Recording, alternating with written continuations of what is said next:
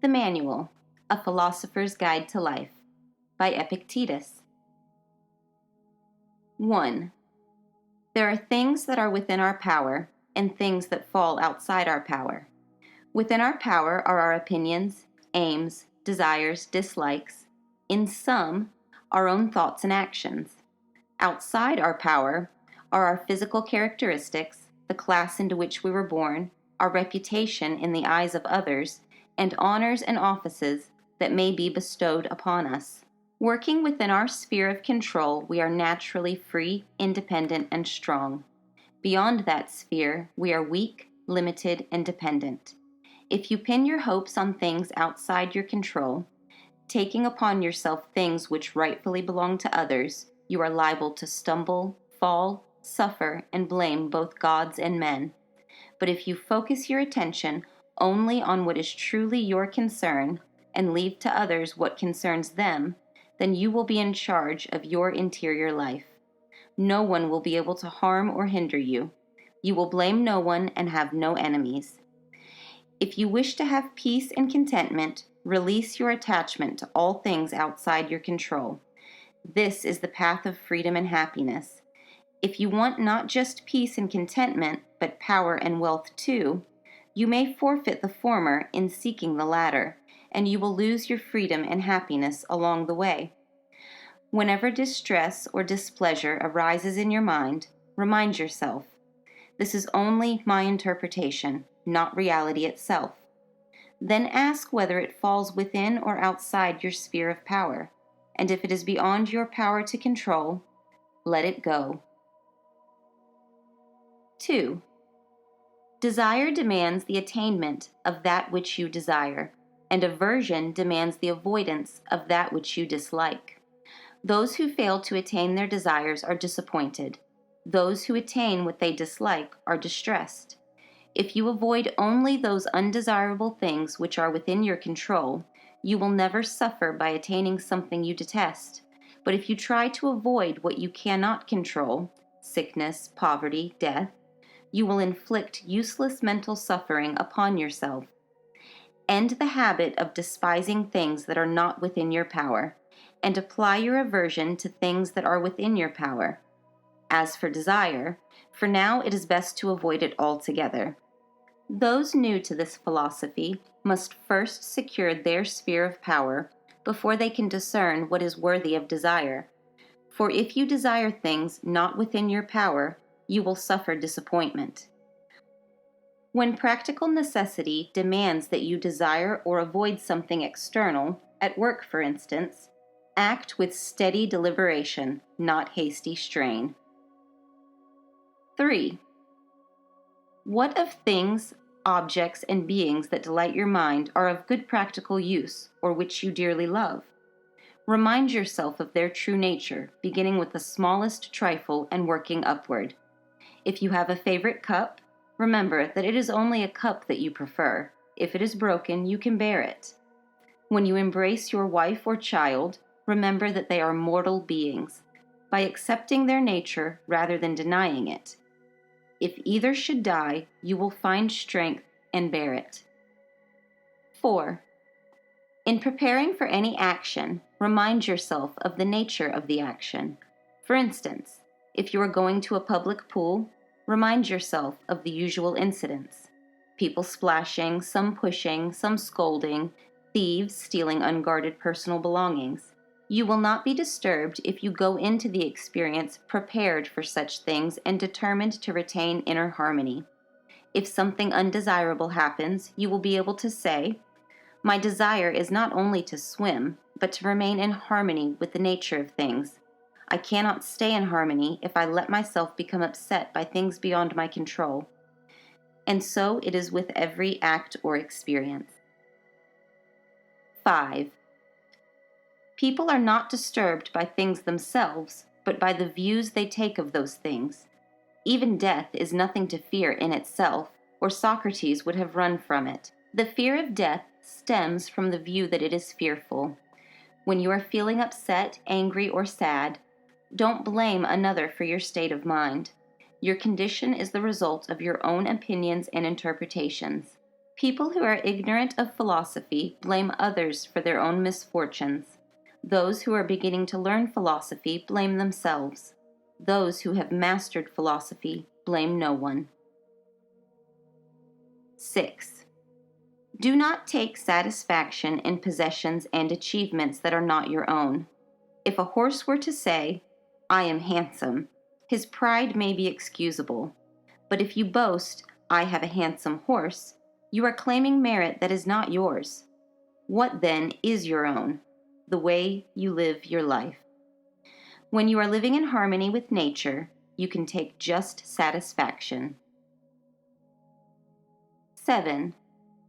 During a voyage, when the ship is anchored and you go ashore for supplies, you may amuse yourself by picking up some seashells and pretty stones along your way. But keep your thoughts tuned on the ship, remaining alert for the captain's call. You may need to drop your treasures and run back to the boat at any time. Likewise in life, remain steadfast in pursuing your mission, always willing to shed distractions. 8. Do not wish that all things will go well with you, but that you will go well with all things. 9. Lameness may strike your leg, but not your resolve. Sickness may weaken your body, but not your determination, unless you let it. The only thing that can impede your will is your will itself. Each time an obstacle arises, remind yourself of this truth. While it may hinder some part of you, it cannot constrain your true self. 10. Whenever a challenge arises, turn inward and ask what power you can exercise in the situation. If you meet temptation, use self-control. If you meet pain, use fortitude. If you meet revulsion, use patience. In this way, you will overcome life's challenges rather than be overcome by them. 11. Do not say of anything, "I have lost it," but rather, "I have given it back." Has your wife died? You have given her back. Has your child died? You have given him back. Have you lost your home? You have given it back. But, you may retort, a bad person took it. It is not your concern by what means something returns to the source from which it came. For as long as the source entrusts something to your hands, treat it as something borrowed, like a traveler at an inn. 12. If you wish to make progress, lay aside your alibis. Stop making excuses like, "If I don't cling tightly to my money and possessions, I'll end up on the street," and "If I don't get angry and punish an employee who steals from me, she'll become a brazen criminal." It is better to die poor, while free from fear and grief, than to live surrounded by riches and filled with anxiety. It is better that your employee be guilty than you be angry. Begin with little things. Is some oil spilled or wine stolen? Say to yourself, "Accepting these annoyances is the price of my peace and tranquility. All good things come at a cost." And when you ask your employee to do something, remember that she may not do as you wish, but giving her the power to upset you does no good for either of you. 13. As you travel the path of philosophy, be content to be considered plain or even foolish. Do not strive to be celebrated for anything. If you are praised by others, be skeptical of yourself. For it is no easy feat to hold on to your inner harmony while collecting accolades. When grasping for one, you are likely to drop the other. 14. If you want your wife, children, and friends to live forever, you are foolish, for that is not in your power. Likewise, if you want an employee to be faultless, you are foolish, for you wish her to be something she is not. When you desire something outside your sphere of power, you set yourself up for disappointment. But it is within your power to avoid disappointment by directing your desires to things that are rightfully yours to obtain and control. If you wish to be free, do not desire anything that depends on another, lest you make them your master. 15. Think of life as a banquet. If a dish is handed to you, Sample it with gratitude. If you are waiting for a particular platter to come around, do not lunge for it. Be patient. If it passes you by, don't complain. Act in this way regarding spouses, children, honors, offices, and wealth, and you will become worthy to feast with the gods. More than this, if you abstain from the rich desserts that come your way, passing them on to others, you will become worthy to rule with the gods. This is the way of Diogenes and Heraclitus, and they are now venerated as divine. 16. When you see a person weeping with grief, for instance, a woman lamenting that her daughter has moved away, or a man crying over a business loss, take care to distinguish between events themselves and our interpretations. Remind yourself, what upsets this person is their opinion of what has happened. Another in the same circumstance, taking a different perspective, would react quite differently. Do not share these thoughts with the grieving person. Sympathize with them, even cry with them. Your tears will be outward, not inward. 17. Think of life as a play and yourself as an actor. Your role and time on the stage is up to the author's choosing. Whether you are cast as a pauper, a cripple, a congressman, or a king, play your part to the best of your ability. You cannot choose the era, nationality, family, and body into which you are born. But to act well in your given role, this is your sphere of power. 18. When you come across a bad omen, like a black cat or a squawking raven, distinguish between reality and interpretation. Remind yourself, nothing is foreboding to me. All signs point to good luck if I interpret them that way. Whatever life brings, I can use it to my advantage. 19. If you make peace with all things that are beyond your power, refusing to fight them, you will become invincible. When you see a person who is respected, powerful, or celebrated on some account, do not be taken in by appearances and assume that they are happy. If you desire the virtues which are within your power, there is no room for envy or aping others. Instead of wishing to be a general, a congressman, or a celebrity, desire to be free. And the way to be free is to let go of anything that is not within your control. 20. When anyone provokes you, remember that it is actually your own opinion provoking you. It is not the person who insults or attacks you who torments your mind, but the view you take of those things. Do not be fooled by how things first appear. With time and greater perspective, you can regain inner peace. 21. Continually remind yourself that you are a mortal being and someday will die. This will inspire you not to waste precious time in fruitless activities like stewing over grievances and striving after possessions. 22. If you intend to follow this path, prepare for your family and friends to sneer. Look who's become a philosopher now, and so you think you're better than us? For your part, do not adopt any air of superiority. Mind your own business. Keep busy with the work you are best suited for, and play well the part the author has given you. If you are diligent and consistent, those who ridiculed you will come to admire you. But if you abandon the path near the start because of their laughter, you are truly worthy of scorn. 23. If you find yourself acting to impress others or avoiding action out of fear of what they might think, you have left the path. Find satisfaction in following your philosophy. If you want to be respected, start by respecting yourself. 24. Do not fret about your own significance, worrying, "I'll never become admired or renowned. I'm just a nobody." It is your business to chase after political power or fame? No.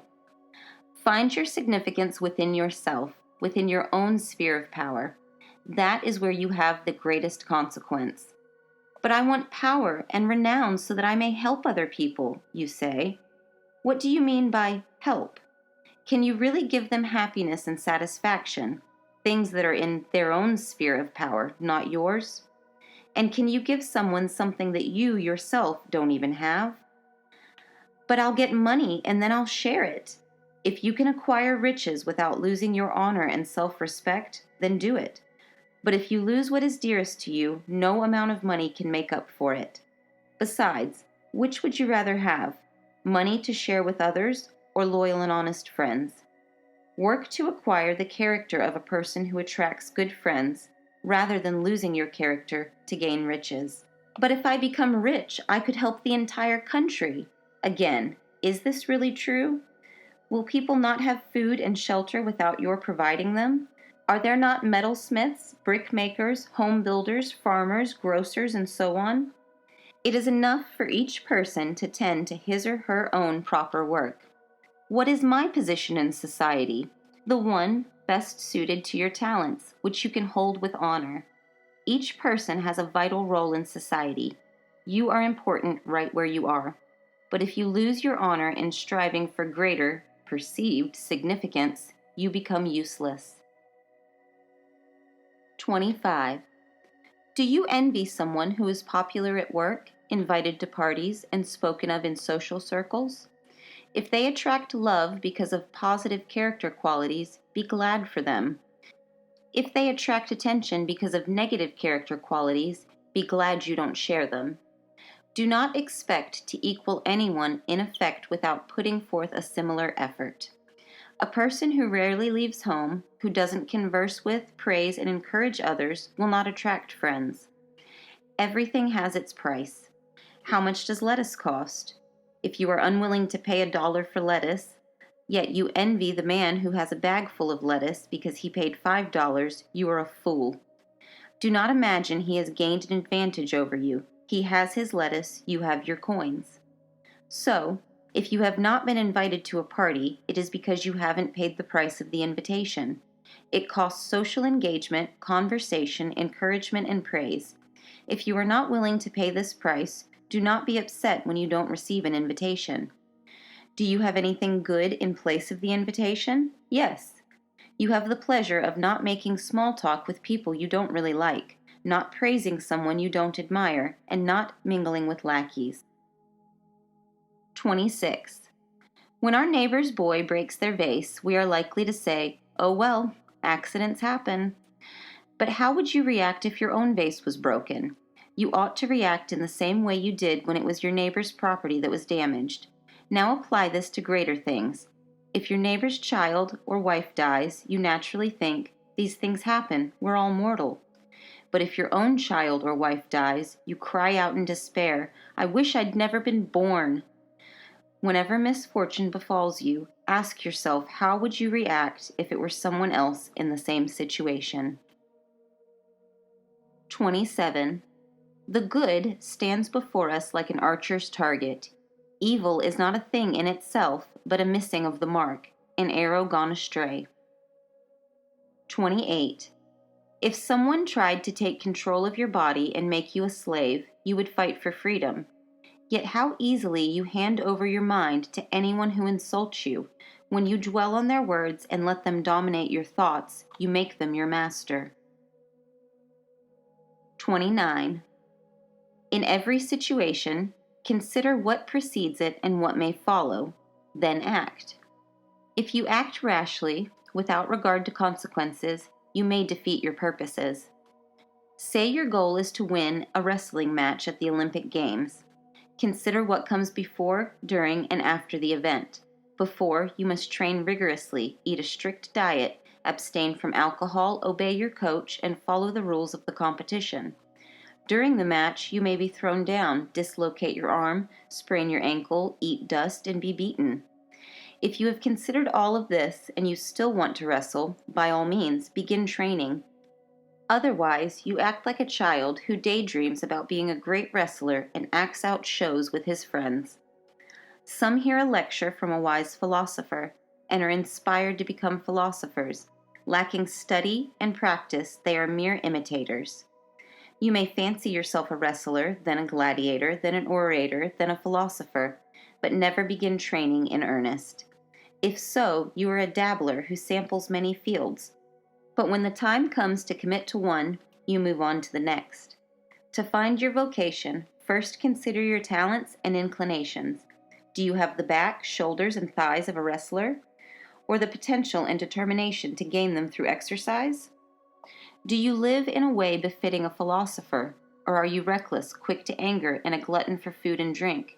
If you truly wish to become a philosopher, you must gain self-control.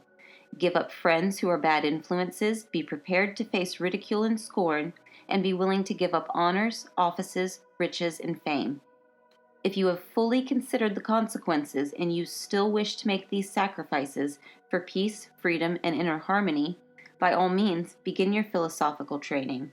Whatever your vocation, pursue it wholeheartedly. Consider, choose, and commit. 30. Duties are determined by relations.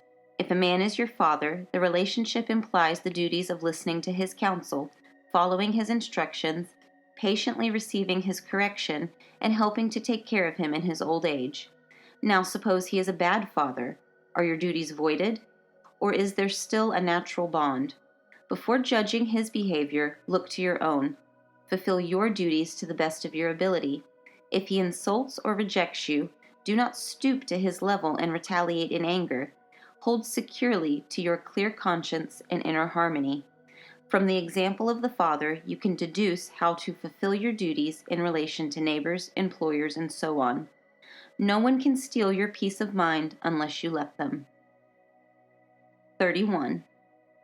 Worship the gods by acknowledging that they govern the universe justly and well. Resolve to know the laws of nature, follow them in all circumstances, let them shape you, be guided by their perfect wisdom. Then you will never feel cheated or ignored by the gods. This is only possible if you let go of all things beyond your control. Stop judging the things that fate brings you as good or evil. Only judge your own thoughts, desires, and actions as good or evil.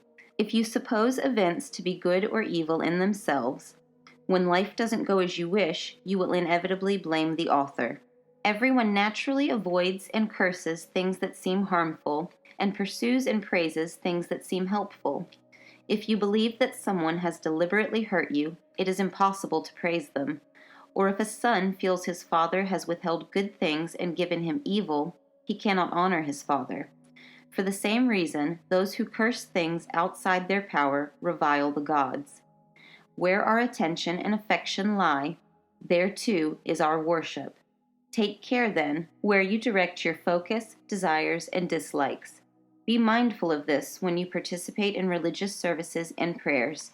In devotion, be neither careless nor extravagant. 32. When you hear predictions of the future, do not become fearful or excited. Remember that future events are beyond your control.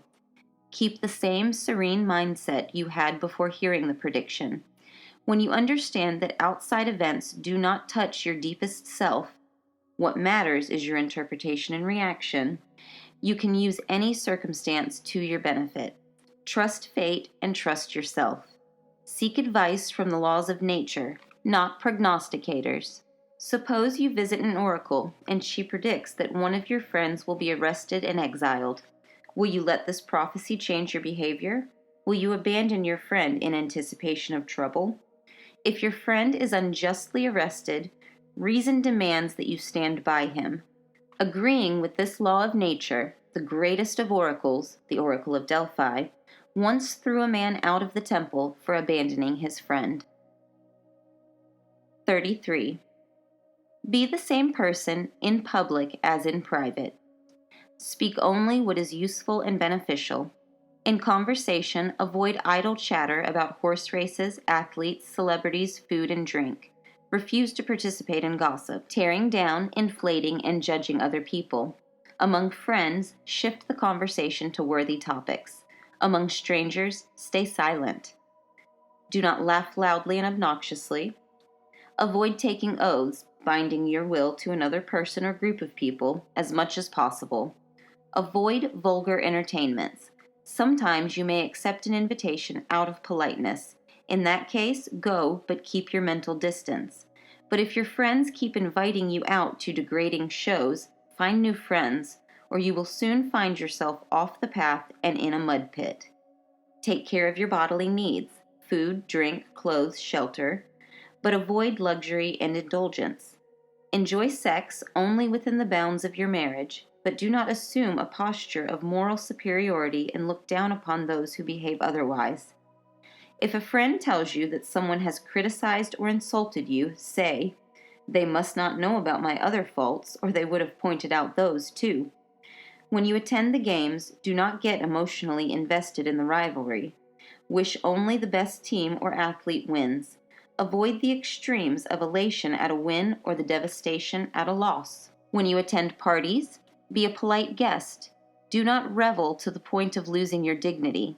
In company, do not prattle on about your own adventures and misadventures. However exciting your exploits are to you, others may not be so interested. Also, keep your language free of obscenities. Do not dip into the gutter in search of cheap laughs. If you are unsure how to act in a given social situation, ask yourself how Socrates or Zeno would behave. Model yourself after the wisest. 34. When you feel burning desire for something that appears pleasurable, you are like a person under a spell. Instead of acting on impulse, take a step back. Wait till the enchantment fades and you can see things as they are. Consider the cost of pursuing this potential pleasure, every consequence that may follow from acquiring or experiencing it, and how you will feel about it the next day. Then consider how you will feel about yourself tomorrow if you resist the temptation today. If reason tells you a pleasure is wholesome and harmless, you may enjoy it in moderation, but take care not to let your happiness gradually become dependent on it. Gaining in self-possession is more satisfying than any bodily pleasure. 35. Whenever you act from clear judgment, doing what needs to be done, do not worry about what others will think, even if the whole world might misunderstand you. If you are off course, correct yourself. But if you know you are in the right, why fear those who misjudge you? 36.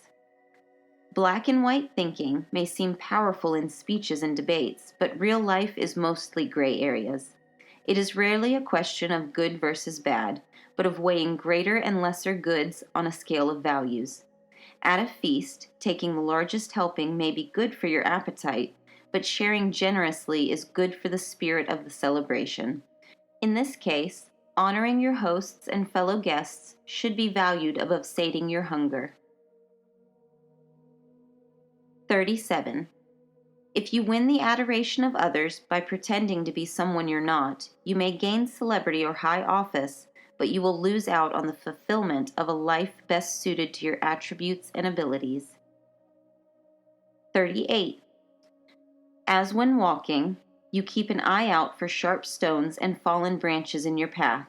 So when thinking, watch for obstacles and errors in your line of thought. Tread carefully, taking care not to stumble into illogic and unreason. 39. Our possessions should be suited to our bodies and lives, just as our shoes are suited to our feet. Could you run better if your shoes were larger than your feet, or gold-plated and diamond-studded? Of course not. Once you let your appetite exceed what is necessary and useful, desire knows no bounds. 40. Some young women confuse their self-worth with their ability to attract the attention of men, and so pour all of their energies into makeup, clothing, and jewelry. If only they realized that virtue, honor, and self-respect are the marks of true beauty. 41. It betrays a lack of interior life when a person is overly focused on bodily things, whether indulging in food and drink, exercising to exhaustion, or spending excessive time on grooming. Care for your body is needed, but put your main energies and efforts into cultivating your mind. 42. Whenever someone helps or hinders you, or praises or criticizes you, remember that they see you only through the lens of their own impressions. If they act or speak from a warped perspective, they hurt themselves, not you. For if someone mistakes truth for falsehood, the truth is not harmed, but only the person deceived. Keeping this in mind, gently turn away from any insult or injury. It seems right to them, though they are mistaken. 43. Everything has two handles, one by which it can be carried and one by which it cannot. If a friend treats you unfairly, do not try to grasp the situation by the handle of retribution. It will burn your hand. Instead, reach for the opposite handle of reconciliation. Remember that you are friends. You've known each other for a long time, and the relationship is worth keeping. By this handle, it can be carried. 44. Here are some examples of illogical conclusions. I am richer than you, therefore I am more valuable than you. I am more eloquent than you, therefore I am superior to you. The logical conclusions would be, I am richer than you, therefore I can buy more things than you. I am more eloquent than you, therefore my speech is more polished than yours. A person's worth, after all, is not found in possessions or style. 45. Does a person bathe quickly? Do not say that they bathe poorly, but only quickly. Does a person drink a lot of wine?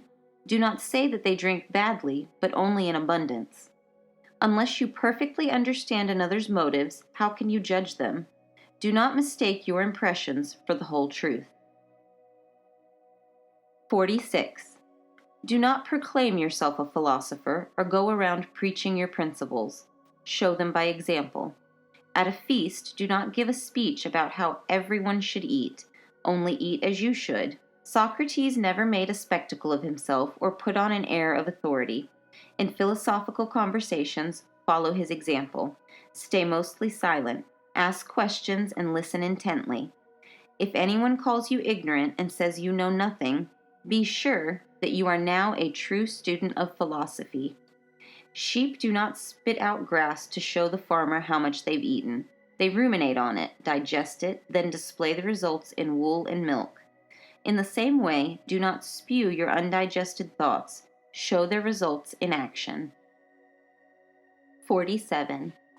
Once you have reined in your bodily appetites, do not brag about it. Ask for water, but do not announce at the table, I only drink water. Consider how much more austere are the poor than you, and how much greater the hardship they endure. Do not make a spectacle of self-deprivation. When you fast, tell no one. 48.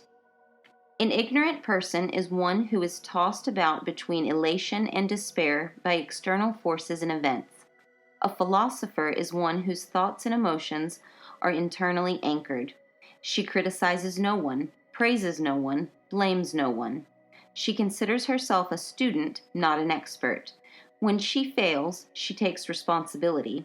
When she succeeds, she smiles to herself. She controls her desires. She hates only those things which hinder the free use of her will. She acts with calm deliberation.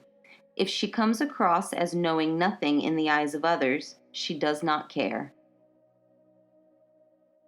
49. If you hear a teacher boast of being able to understand and interpret the writings of Chrysippus, remember, if Chrysippus had written clearly and simply, there would be nothing to brag about. What do I desire? To know the laws of nature and follow them. Who knows the laws of nature? I hear that Chrysippus does, so I will read his works. But I cannot understand them, so I need someone to interpret them. When an interpreter reveals the meaning, my response should be to follow Chrysippus' teachings, not admire the interpretation. The whole point of learning is to live out the teachings. Those who focus on interpretations are grammarians, not philosophers. Whenever a student asks me to interpret Chrysippus, I blush at the parts where my life doesn't live up to his teachings. 50. Follow your principles as though they were laws. Do not worry if others criticize or laugh at you, for their opinions are not your concern. 51. How long will you make excuses for your lapses?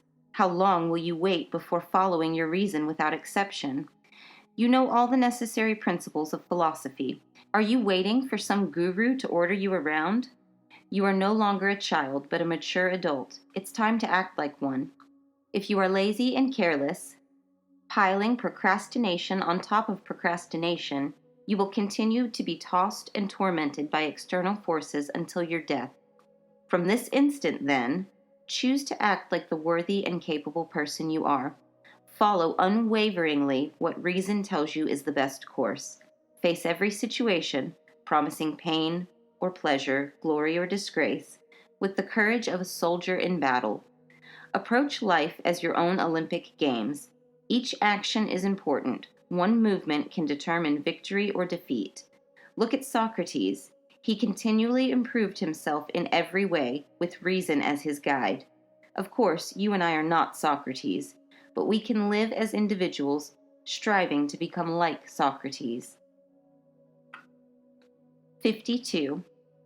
The first topic of philosophy is the practical application of principles. For instance, learning and living the principle, do not lie. The second topic is understanding the reasons behind the principles. For instance, reasons why we should not lie. The third topic is verifying the principles through logic. What are the consequences of lying? Do these consequences confirm our reasons for not lying, or are our reasons contradictory? Each topic follows from the one before, with the first, practical application of principles, being the essential foundation. In most schools of philosophy, however, they spend all their time on the second and third subjects, arguments and proofs, and neglect entirely the first. They can explain in academic and scholarly terms exactly why lying is wrong, yet they routinely lie. Philosophy is for living, not just learning. 53. Keep these maxims close at hand. Lead me, fate, wherever you will, and I will cheerfully follow.